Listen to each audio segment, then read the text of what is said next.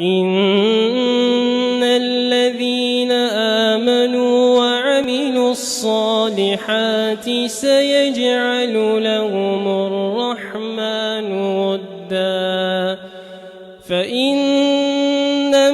يسرناه بلسانك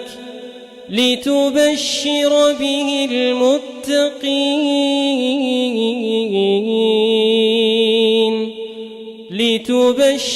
به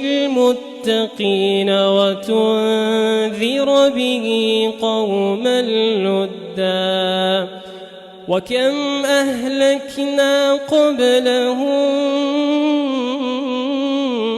من قرن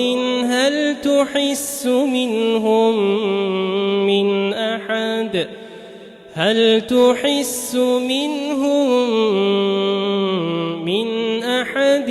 أو تسمع لهم ركزا